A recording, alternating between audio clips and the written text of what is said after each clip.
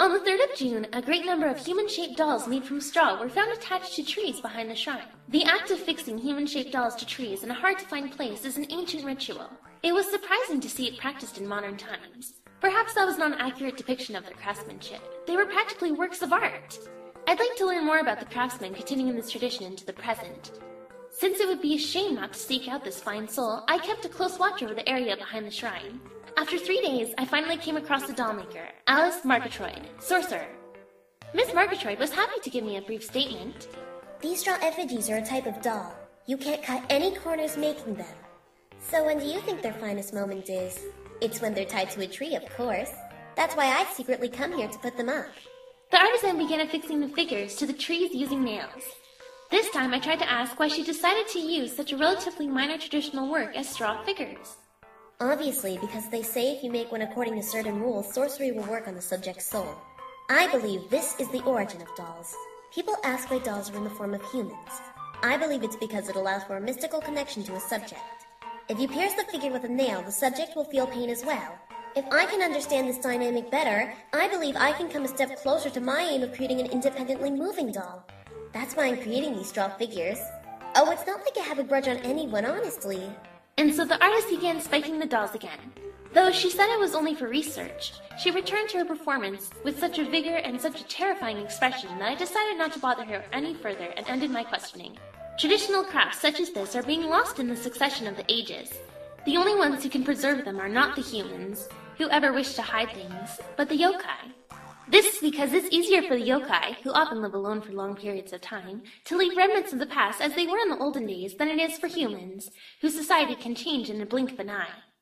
Tell a yokai living today, perhaps it would be best not to keep walking into the future, but occasionally stop and turn to examine the past. Aya Shameimaru. Oh no, you saw me? I did, and I even interviewed you.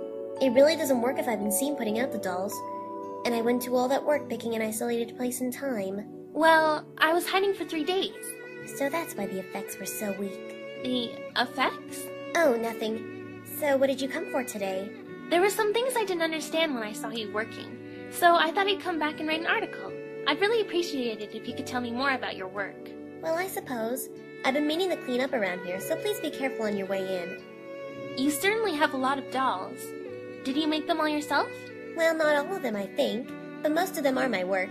I think I asked you something similar yesterday, but the dolls you have here look much more like your subjects than the straw ones, don't they? Well, it's not just about how close the likeness is to the original. For example, if I made a doll of you and did something to it, then I've just done something to a doll, right? But what if I went after a piece of paper with your name on it? It's indirect, but doesn't that rather signify you instead? I see. So in other words, when you use straw dolls, it's like you're not pounding nails into the dolls, but into the person the dolls represent. Well, a piece of paper with somebody's name on it isn't as useful as if you've got a bit of their hair or something. But you know, it's not really like I'm holding a grudge or anything. Just who were those dolls of? Well, let's go on to the next question. Okay, I understand. So please put down the hammer and those nails. So where were we just now? Yes. Well, can you please tell us about your stated goal? An independently moving doll?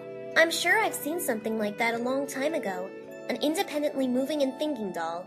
No matter how many times I've tried, I've never been able to make one successfully. I mean, it's easy enough to make a doll that will do something if I command it to, but beyond that, I just can't seem to get anything to function. Have you really seen such a thing as a doll that thinks and moves on its own? Who made it and how? It certainly appeared to be moving by its own devices. In any case, I'll have to continue my research until I succeed. It looks like it'll be a long road. Thank you for your time and cooperation.